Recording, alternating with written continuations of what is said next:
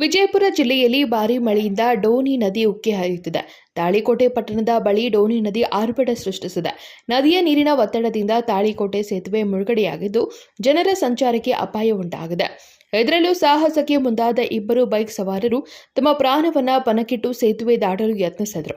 ನೀರಿನ ಹೊಳೆ ವೇಗಕ್ಕೆ ಬೈಕ್ ಸ್ಕಿಡ್ ಆಗಿ ಇಬ್ಬರು ಸವಾರರು ನೀರಲ್ಲಿ ಕೊಚ್ಚಿ ಹೋದರು.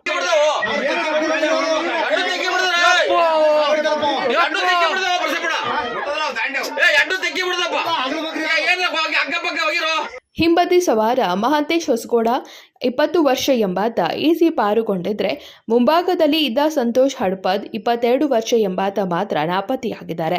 ಸಂತೋಷ್ ನೀರಿನಲ್ಲಿ ಕೊಚ್ಚಿ ಹೋಗುವ ದೃಶ್ಯ ಮೊಬೈಲ್ ಕ್ಯಾಮೆರಾದಲ್ಲಿ ಸೆರೆ ಹಿಡಿಯಲಾಗಿದೆ.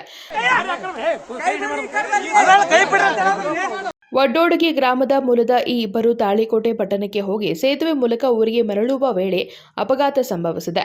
ನಾಪತ್ತೆಯಾಗಿರುವ ಸಂತೋಷನಿಗಾಗಿ ಅಗ್ನಿಶಾಮಕ ಸಿಬ್ಬಂದಿ, ಸ್ಥಳೀಯ ರಕ್ಷಣಾ ತಂಡಗಳು ತೀವ್ರ ಹುಡುಕಾಟ ಮುಂದುವರೆಸಿವೆ. ಈ ಘಟನೆ ತಾಳಿಕೋಟೆ ಪೊಲೀಸ್ ಠಾಣೆ ವ್ಯಾಪ್ತಿಯಲ್ಲಿ ಘಟನೆ ನಡೆದಿದೆ.